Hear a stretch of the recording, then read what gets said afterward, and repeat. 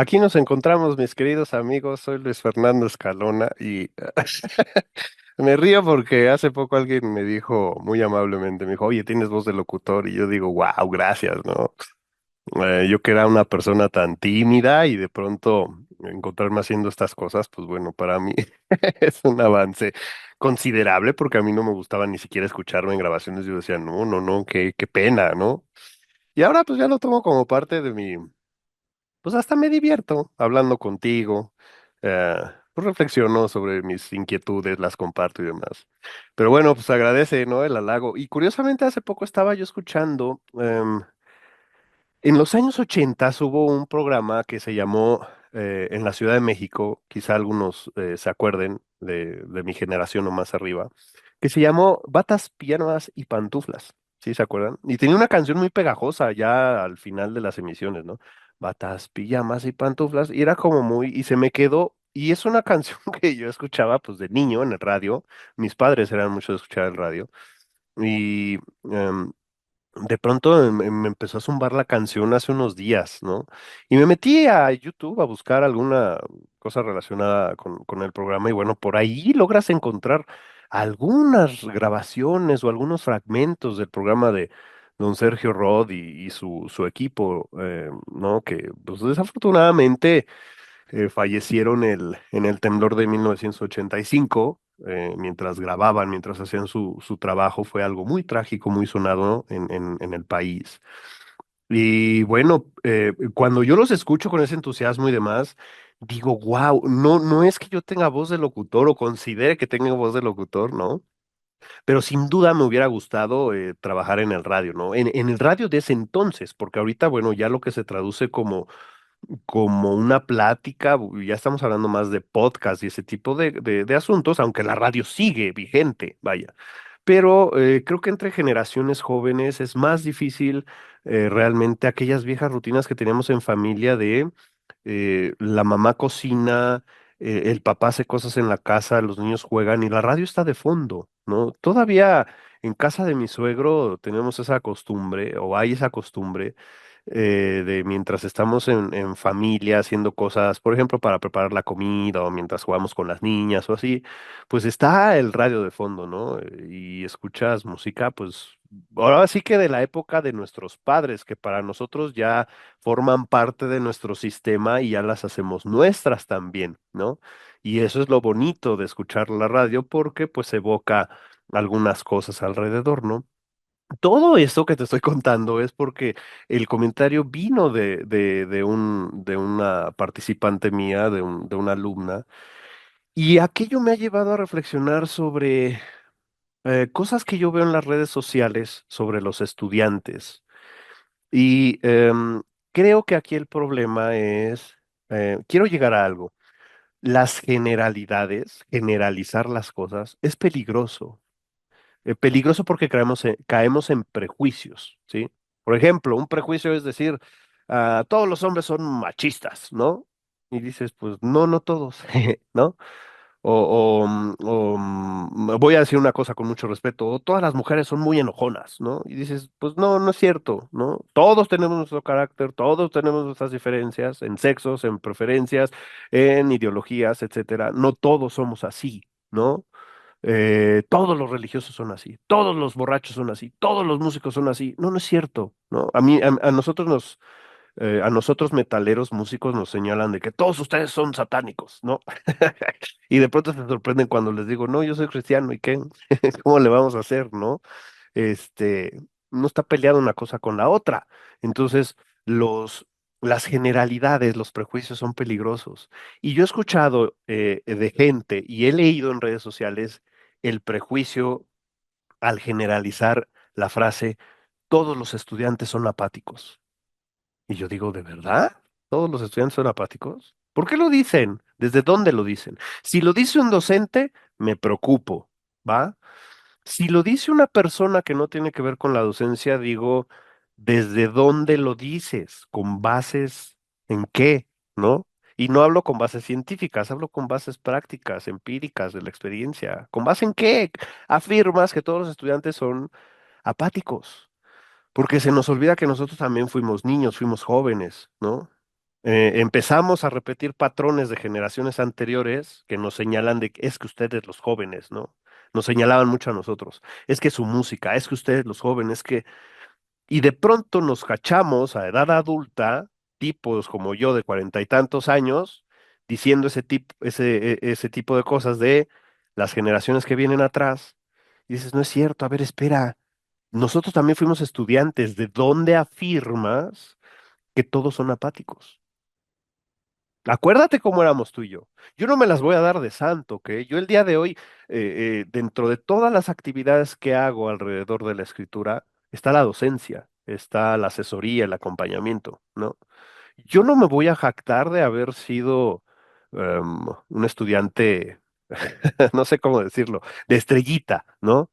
En mis tiempos, a los estudiantes que éramos muy aplicados en las materias nos decían ñoños. Yo era un ñoño, sí es cierto. En la prepa yo estudiaba muchísimo, porque me gustaba estudiar, porque era yo curioso y porque descubrí el beneficio. En ese entonces, los que exentábamos una materia de un ciclo completo, podíamos tener hasta 3 meses de vacaciones. Y yo cuando dimensioné eso, dije, voy por la exención, por supuesto. Y entonces, claro que al final del año, de mis 12 materias, exentaba 10, presentaba 2 y yo era el chico más feliz mientras mis compañeros estaban haciendo su examen. Y no te voy a decir que era yo humilde de carácter, no, o sea, yo también era canijillo. Yo firmaba de exento, me paraba en la puerta y les decía que disfruten su examen, compañeros. Y me odiaban, por supuesto, les caía yo mal a algunos.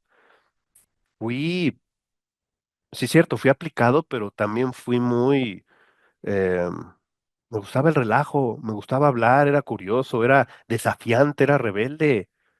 Y debo confesarlo con mucha vergüenza, también fui patán con muchos maestros. Sí, sí, sí, fue grosero, por supuesto. No me voy a jactar de haber sido un estudiante estrella, insisto.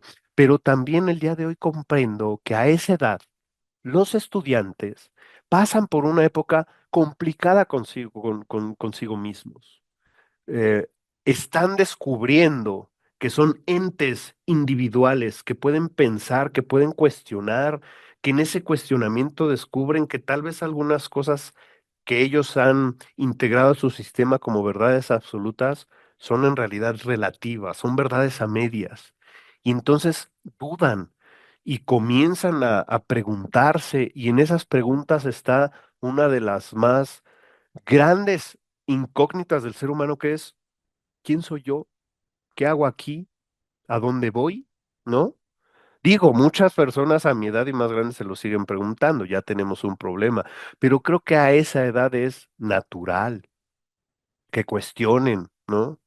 Incluso que desafíen. Nos gusta, a mí me gusta como docente que me desafíen, no, por supuesto que no, pero trato de entender por qué muchos de esos chicos me recuerdan a Luis, que era a los 16 o 17 años. Digo, yo era igual, ¿no?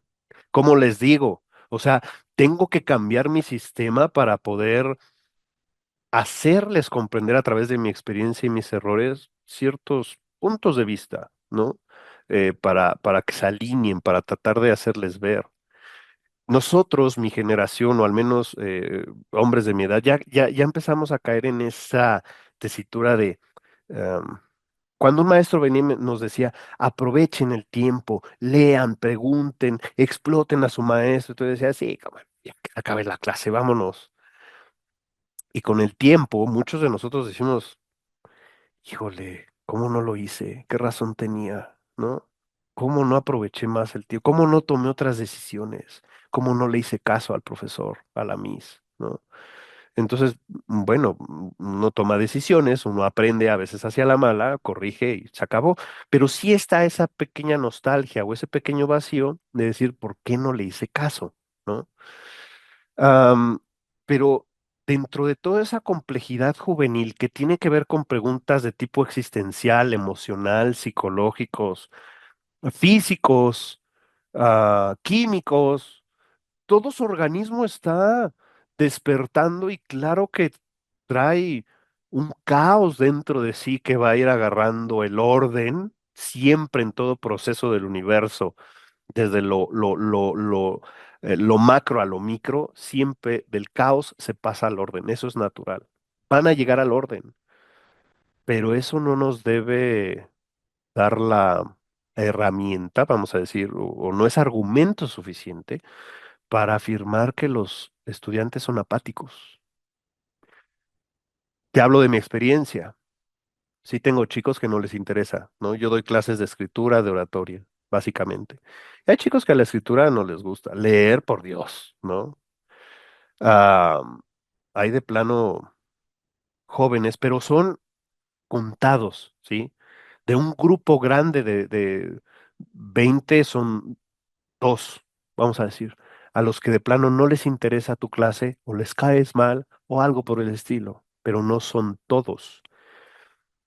Y cuando yo veo, por ejemplo, am, en alguna ocasión llegué a un grupo, presentarme, hablar de qué se trataba la materia, cómo íbamos a evaluar, y se me ocurrió preguntarles qué esperan de una materia de escritura, ¿no?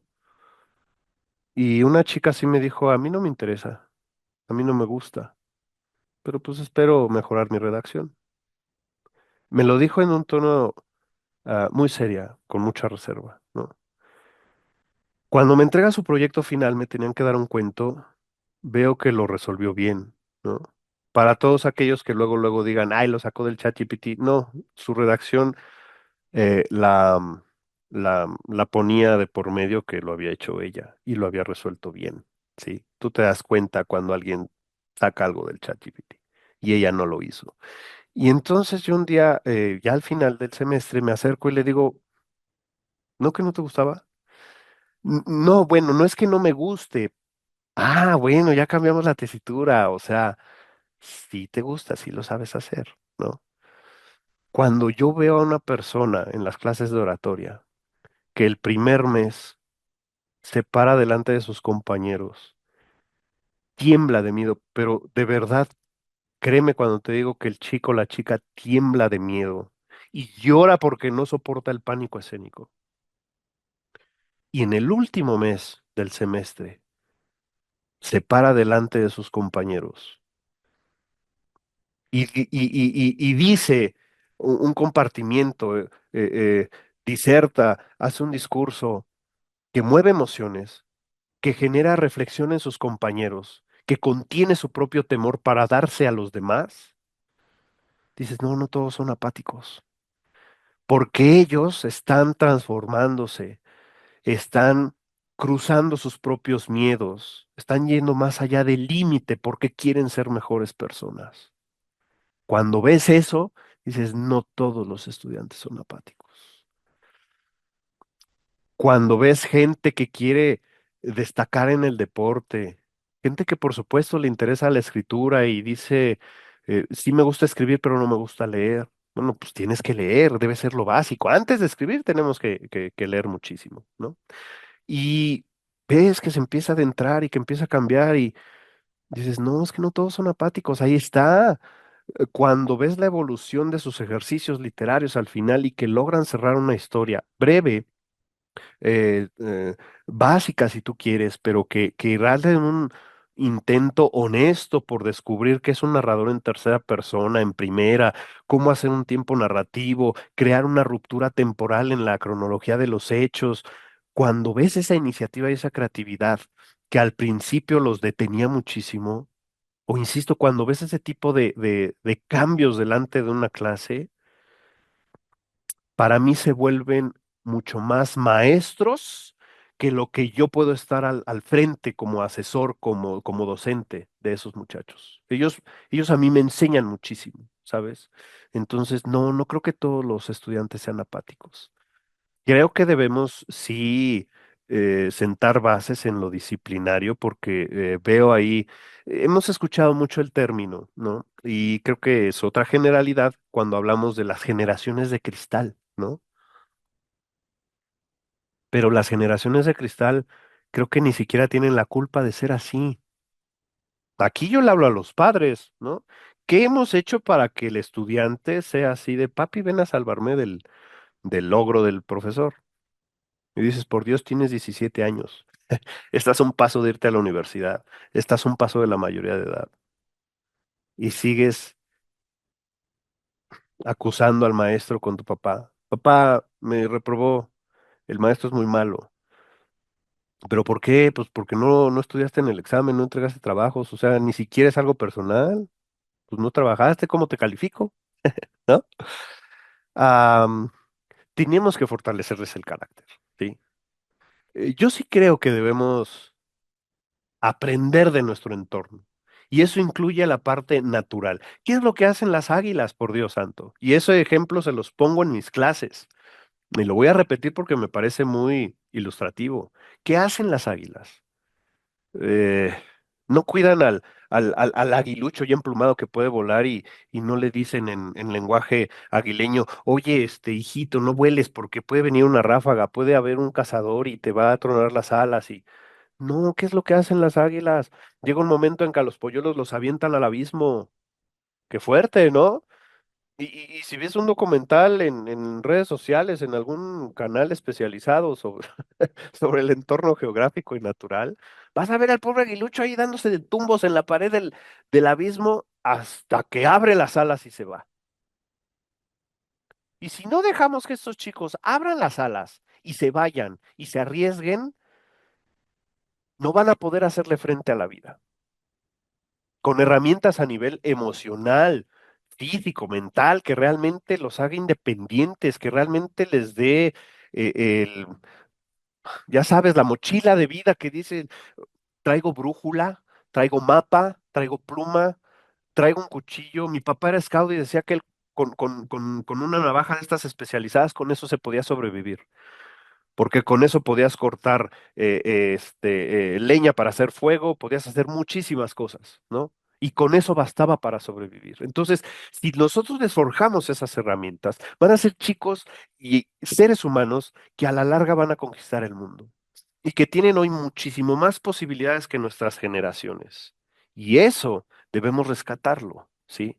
No es que sean apáticos, es que están en una búsqueda y tienen un mundo muchísimo más complejo del que tuvimos nosotros.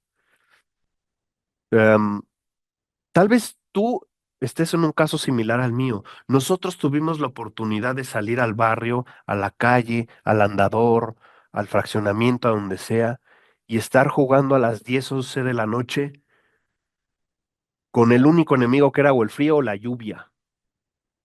Pero no teníamos temor de que nos fueran a robar, a asaltar.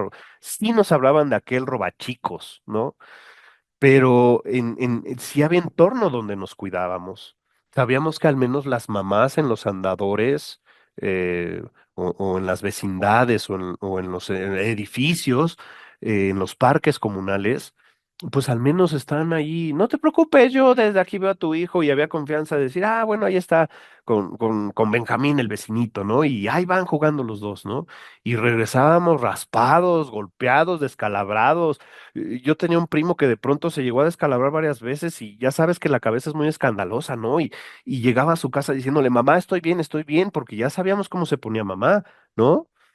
Eh, Llegábamos con el ojo morado porque nos habíamos agarrado a trompadas en el partido de fútbol, pero llegábamos abrazados porque, pues, fue fue un momento de acción y volvimos a ser cuates, ¿sí? A ellos les está tocando un mundo más difícil. A ellos sí, si salen a esa hora, tienen un riesgo enorme. Entiendo que hay que protegerlos, pero también hay que darles armas y sobre todo, no hay que generalizar. En ellos está el futuro. Y algo que ellos me han enseñado dentro de todas las cosas que me enseñan todos los días, cuando yo los veo a ellos, cuando yo veo a mi hija, cuando yo veo sus buenos corazones, cómo se cuidan entre ellos, cómo juegan, cómo salen adelante, cómo si alguien se está rompiendo enfrente de la clase por el nervio y de pronto escuchas una voz atrás que le dice, vamos, fulanita, sí puedes. Y escuchas de pronto otro por acá, de, échale, vamos, vamos. Y escuchas la unidad que hay entre ellos. Cuando yo veo esas cosas, digo, sí, sí hay futuro. Sí, sí tengo esperanza en el futuro. Es cierto, el mundo está bien caótico. El mundo que le vamos a dejar a los chavos, mucho más difícil del que nos tocó a nosotros. Está, perdonen la palabra, está bien cabrón. Pero Hay esperanza si los impulsamos a que se arrojen al abismo y vuelen.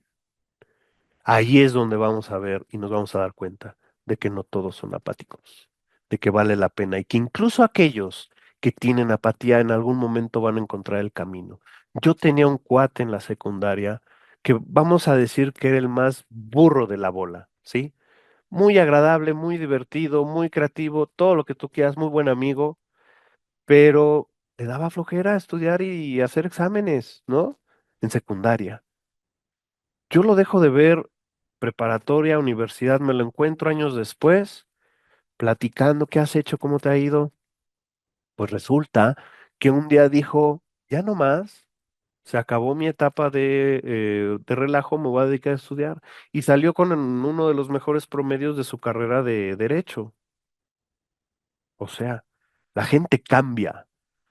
Hay que tener esperanza y hay que darle oportunidad a la gente. Los individuos cambian. En el camino suceden cosas que te simbran, que te ponen los pies sobre la tierra y te hacen cambiar. Déjalos que ellos cambien, déjalos que se equivoquen. Sí, no todos son apáticos. A veces la apatía viene por circunstancias que ni siquiera comprendemos y eso está todavía más difícil. Cuando un chico se te acerca y te comienza a contar sus problemas personales, dices, estos muchachos tienen una necesidad de ser escuchados, de ser queridos, mucho, muy grandes. Entonces, no, no afirmemos, no generalicemos que todos los estudiantes son apáticos, porque en realidad no lo son, ¿no? Cultivemos mejor la empatía, la tolerancia, que esa brecha generacional entre padres, hijos, se rompa. Digo, ya sé que siempre está latente. Nosotros hemos empezado a repetir patrones de nuestros padres, ¿no? Em, nos convertimos en eso que jugamos destruir, ¿no? Posiblemente, pero así es la vida, ¿sabes? Encontramos el camino, muchos asentamos cabeza, muchos decimos, ya no voy a ser ese tipo patán que era con mis maestros, ¿no? Y mi madre tuvo mucha razón al decirme, la vas a pagar todas aquellas que les hiciste a tus maestros, ¿no? Y de pronto cuando veo estos chicos inquietos, de pronto digo, sí, me recuerdan a mí. Sí, le estoy pagando entre comillas, pero también trato de entenderlos, ¿no? Trato de entender sus entornos, su momento, su contexto, ¿no? Y no te hablo de mí así como para que digas, wow, no, no, no, no, o sea, el punto son ellos, ¿no? Vamos a reflexionar sobre ellos, vamos a prepararlos a ellos.